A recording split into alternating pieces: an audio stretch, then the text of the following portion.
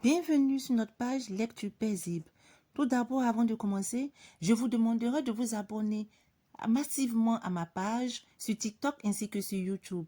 Ainsi, vous aurez rapidement de mes nouvelles et vous aurez beaucoup de livres à écouter. Ainsi, notre aventure peut commencer.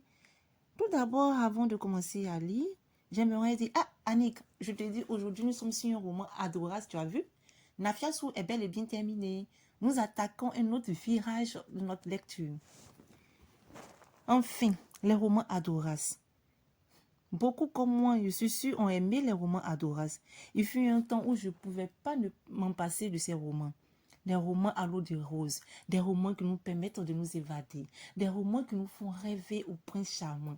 Qui n'a pas rêvé au prince charmant? En tout cas, moi j'y ai rêvé et je continue encore à rêver à ce fameux prince charmant. Aujourd'hui, nous allons lire Le souffle du passé. Je vais commencer d'abord par vous lire la 4e de couverture. Oksane Zadi, resplendissante de sa longue robe de mariée et entourée de la prestigieuse classe abidjanaise, attendait impatiemment son fiancé, Steven Master. Ironie du sort, ce dernier ne vint pas et lui infligea la plus horrible humiliation de sa vie. Aussi, peut-on imaginer ses sentiments lorsqu'elle le retrouve 10 ans plus tard? Le souffle du passé. Ce roman présage vraiment beaucoup de retournements de situation. Et c'est ce que nous adorons. Lire un roman, réfléchir, rêver, penser la fin, imaginer. En tout cas, c'est ce que nous aimons le plus. C'est un roman de Blanche Kazi. Nous commençons avec notre chapitre 1. C'était la semaine la plus chargée pour Oksane Zadi. Jean-Marc Pinault et Karl Omolo, tous associés et experts comptables, à entendre le téléphone sonner sans interruption dans le bureau de Expert Eco. Oksane sentit que les affaires allaient reprendre. Jessie Gani, l'assistante de direction, entra dans le bureau avec des tasses fumantes. « Bonjour, patron », lança-t-elle joyeusement. « Salut, Jessie », répondit Oksane en se servant. Le téléphone sonna et elle s'en empara avec frénésie. Jessie sortit discrètement du bureau. Oksane Zadi, j'écoute. Bonjour, Thatcher, lança une voix grave. Ah, Margaret Thatcher, qui n'a pas connu cette femme qu'on appelait affectueusement la dame de fer? Je suis sûre que c'est à elle que faisait référence son ami. Encore ce vilain surnom, pesta intérieurement la jeune femme. Jean-Marc ne pouvait trouver mieux pour la mettre en boule. Bonjour, cher associé. Comment vas-tu? Bien, merci. J'espère que tu n'as pas oublié la réunion, hein? Non, rassure-toi. Je serai là dans 10 minutes. Ok, ça marche. À tout à l'heure. Oksane appréciait énormément la compagnie de Jean-Marc car il lui parlait en français, chose révigorante pour un francophone résidant dans un pays anglophone. Elle but son café par petites gorgées et alla se poster devant la baie vitrée.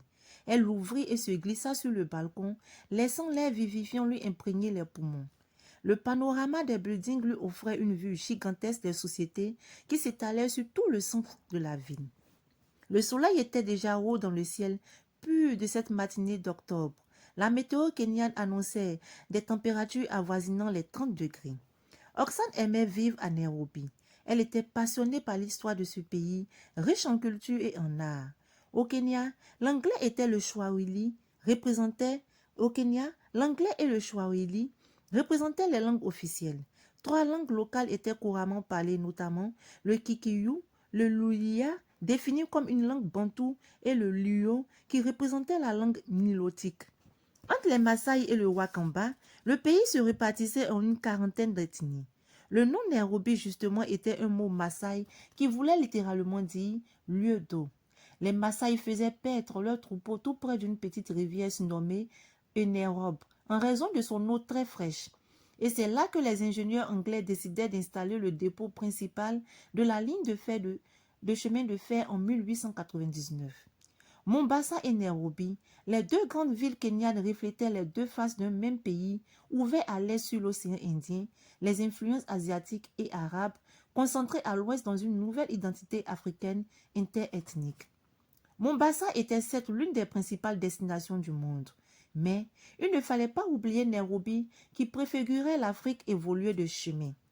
Le Kenya, qui aujourd'hui était considéré comme une vitrine de l'Afrique, grâce à l'image classique d'un territoire syrien qui se dégageait de ses caractéristiques, entre autres sa faune, sa flore et ses traditions. Caché derrière le Kilimandjaro et le Serengeti, une grande évolution de plein pied dans la modernité. Quelques heures plus tard, la jeune femme lisait les notes qu'elle avait prises au cours de la réunion. Elle rédigea ensuite un procès verbal et le mit dans une chemise cartonnée. La voix de l'assistante résonna dans l'interphone. « Oxane, il y a un monsieur qui voudrait un rendez-vous. J'ai pris la liberté de le faire attendre. Tu peux le recevoir ?»« Bien sûr. Si je n'ai rien de prévu, pourquoi pas ?» Une minute après, la porte s'ouvrit sur un jeune homme. Oxane se leva et, contournant son bureau, vint accueillir l'étranger. « Bonjour, dit-elle en l'invitant à entrer. Après avoir refermé la porte, elle le pria de s'asseoir. « Je suis Oxane Zadi. En quoi puis-je vous être utile ?» Michael Masters, des sociétés de peinture Masters & C. Se présenta à son tour le jeune homme en lui tendant la main. Oxane sursauta, les sens en haleine. De quel Masters était-il question? L'homme se cala sur son siège et ouvrit son attaché-case. Le groupe Master ainsi a son siège aux États-Unis, à New York. Notre industrie de Nairobi connaît quelques problèmes de gestion. Oxane n'en menait pas l'âge au fond d'elle-même. Une foule de sentiments tumultueux l'agitait. Ce monsieur était peut-être apparenté au père de son fils. De plus en plus troublée, elle arrivait difficilement à garder son calme. Mon Dieu, songea-t-elle avec appréhension. Qui est cet homme? Légèrement affaissé dans le fauteuil, il avait replié une de ses jambes sur l'autre. Il portait un pantalon de toile beige sur des mocassins bleu pétrole. Les manches de sa chemise bleue ouverte au col dépassaient sous sa veste. Il avait tout de l'homme sûr de lui et confiant dans l'issue de son marché. « Pouvez-vous m'en dire plus ?» proposa l'expert. « Je vous ai apporté quelques livres comptables. Ils font ressortir une grande marge déficitaire. Je pense qu'un audit est indispensable pour comprendre ce résultat inattendu. Qu'en pensent vos financiers? Je soupçonne mes collaborateurs de détournement. Je n'ai pas l'intention de rester les bras croisés. » « Ah non, surtout pas, appuya Oxane. Vous devez réagir. Pour ne pas attirer l'attention des prétendus suspects, votre profession devra rester secrète durant l'audit, expliqua-t-il. Vous serez la secrétaire par intérim du PDG. Et si quelqu'un me reconnaissait, eh bien, on avisera le cas échéant. Oxane fit un rapide calcul dans sa tête. Elle avait besoin de nouveaux contrats, mais cette histoire de détournement lui donnait des frissons. La curiosité fut la plus forte. Si ce jeune homme était lié de près ou de loin avec Steven Masters, elle tenait là une occasion de se venger. Ne dit-on pas que côtoyer l'ennemi est une bataille de gagner? La vengeance est un plat qui se mange froid. Je voudrais en premier lieu jeter un coup d'œil sur votre système comptable avant de vous donner ma réponse, fit-elle. J'aimerais aussi que vous m'apportiez les bilans de clôture des 2 exercices écoulés, l'analyse de vos ratios et les statuts de la société. Très bien, je vous les ferai parvenir demain. Le jeune homme se leva pour prendre congé. Nous tiendrons un conseil d'administration la semaine prochaine. Pourriez-vous y participer? Se levant à son tour, elle l'accompagna à la porte. Pourquoi pas? Ce fut un plaisir de traiter affaire avec vous, termina-t-il en sortant du bureau avec un signe amical. Quelques instants après, Jessie fit irruption dans la pièce. Devine un peu, fit-elle excitée. Le séduisant client américain m'a fait des avances. Ainsi, Michael Masters était un Américain? Seigneur, faites que ce ne soit pas un parent de Steven, pria-t-elle intérieurement. Pour cacher sa panique, elle lança une plaisanterie. Oh, le coup de foudre classique. Tu crois? Si seulement ça pouvait être vrai. Oxane sourit en voyant briller les yeux de son ami. Il fut une époque où les siens brillaient encore plus de bonheur.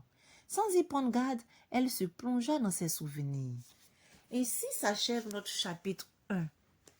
Nous espérons que ce roman nous réservera plein de surprises et nous sommes en tout cas impatients de connaître la suite de l'aventure. Je vous souhaite une bonne lecture et j'espère que vous êtes heureux de lire ce livre comme moi. À très bientôt!